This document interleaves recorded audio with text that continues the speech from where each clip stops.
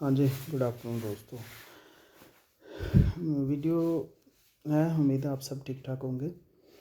और जैसे कि हमने बस ड्राइवर की शॉर्टेज चल रही थी, तो 2 नए ड्राइवर्स से बात हुई है, मगर अभी तक फ़ाइनल नहीं हुई। इसलिए अभी तक समझो आप वैकेंसी खाली की खाली है। वो भी सलाह मशवरा करके बताएंगे।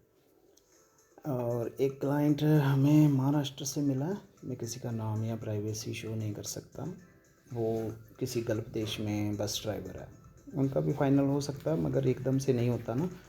उन्होंने एक बात बताई है। वो बोलते हैं कि मेरे साथ और मेरे कुछ दोस्तों के साथ फ्रॉड हुआ है माल्टा के नाम पर।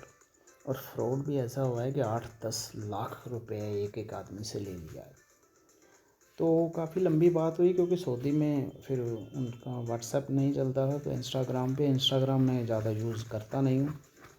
तो फिर मैंने टाइम निकाल कर उनसे बात करी, तो काफ़ी लंबी बात हो गई फिर। तो मैंने उनको बताया कि देखिए, सबसे पहली बात, चंडीगढ़ में 99.99% फेक एजेंसी है। शायद ही 1-2 एजेंसी कोई होगी अच्छी, नहीं तो सब फेक है चंडीगढ़ में। दूसरी बात, आपने जब पैसा दिया, कैसे दिया? वो बोलते हैं कि हमने कैश दिया। तो मैंने बोला सबसे बड़े तो बेवकूफ़ आप हो, आपने कैश क्यों दिया? तीसरा, मैंने बोला कि उनका जो फ़ोन नंबर था, जो ईमेल आईडी थी, वो डोमेन में थे। फ़ोन नंबर पुरानी सीरीज का था, और आपने आसपास उनके कोई, जहाँ उनका ऑफिस था, नीचे कोई चाय की दुकान, कोई सिगरेट पान बीड़ी की कोई और दुकान, उससे पूछा था कि ये कितना पुराना है। उनका रेंट एग्रीमेंट देखा था, ओनर से बात करी थी, और उनका आईडी वगैरह, ड्राइविंग लाइसेंस और आधार कार्ड देखा था। उनके घर का एड्रेस पूछा था ओनर का, और जो एम्प्लॉई थी उनकी।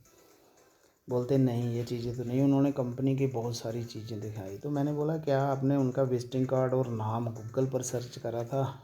यूट्यूब, इंस्टाग्राम, फेसबुक पर डालकर लोगों से पूछा था कि ये ऑफ़िस कैसा है, हम इसमें अप्लाई कर रहे हैं? और तीसरी बात, आपने कैश क्यों दिया? अकाउंट में पेमेंट क्यों नहीं दी? और वीज़ा से पहले इतनी बड़ी अमाउंट देने की क्या बात थी? आप देते उसको 10,000, 20 देते, 50 देते, 1 लाख देते, और बैंक में देते तो आपकी ऑनलाइन पुलिस कंप्लेंट हो जाती, आपकी एफआईआर हो जाती। तो कहीं ना कहीं हम कसूरवार हैं, हम बेवकूफ़ हैं, हम गधे हैं, हम जानवर हैं, और हम दूसरों पर भी इल्ज़ाम लगाते हैं। फिर हमें लगता है कि हर बंदा फेक है। ठीक है। फिर हमने बोला कि अगर आप स्टेप बाय स्टेप पैसे नहीं देना चाहते, 1 बार या 2 बार करके पैसे दोगे, तो इंडिया में आपको कोई हमारा आदमी मिल जाएगा। वो आपको मेरे अकाउंट का चेक दे देगा, साइन करके उस अमाउंट का, 6 मंथ या 1 साल की डेट डालकर, और आपको एग्रीमेंट बन जाएगा, स्टाम्प वगैरह बन जाएंगे, टाइप करके, नोटरी करके, उनके ऊपर साइन वगैरह हो जाएंगे। तो कल को पुलिस कोर्ट में आप जाओगे तो आपकी बात सुन ली जाएगी। हम ये नहीं कहेंगे कि हमने तो अप्लाई नहीं किया, मतलब हमने तो पैसे नहीं लिए। और अकाउंट में पैसे हैं तो कोई बंदा भाग सकता ही नहीं और मुकर सकता ही नहीं, ये तो आप भी समझते हो। ठीक है। तो एक चीज़ें ये हो गई। फिर वो बोलते हैं कि नहीं, हमने स्टेप बाय पैसे नहीं देने, हम एक साथ ही पैसे देंगे, मगर हमें बहुत डर लग रहा है। और मैंने बोला एक साथ दोगे तो 10 लाख से ऊपर खर्चा हो जाएगा, और वो लोग 4 चेक लेंगे आपसे, और हो सकता है वो चारों में जैसे 12 लाख खर्च है, 12-12 लाख आपसे भर कर ले लें। तो चेक देना भी फिर वो रिस्की हो जाता है, कुछ लोग डरते हैं। ठीक है। या हो सकता है वो एक आधा ब्लैंक चेक ले लें आपसे, तो उस पर भी रिस्क है। कल को वो इधर उधर गुम हो गया तो कोई भी उसको लगा सकता है, फिर वो आपको पेमेंट करनी पड़ेगी। तो बहुत मैंने समझाया, तो मैंने सोचा ये आपके ऊपर भी शो करूँ। देखो, आप जब भी कहीं किसी का भी अप्लाई करते हो, तो मैं अपने हर चैनल, हर वीडियो पर बताता हूँ कि कुछ कॉमन चीज़ें हैं उनको पहचानने की। ठीक है। फ़ोन नंबर देखिए, वो नया है, पुरानी सीरीज़ का है। ठीक है। जैसे पुराने ऑफिस हैं 1 नंबर पर, तो उनके सबके फ़ोन पंजाब में 98 से हैं, 98-140 या 98-150 से हैं। वो पुरानी सीरीज है एयरटेल की, आइडिया की, जो 2004 के आसपास जब एयरटेल आई थी, या 2001-2-3 में जब भी एयरटेल आया था। पहले स्पाइस था, फिर आइडिया आया था।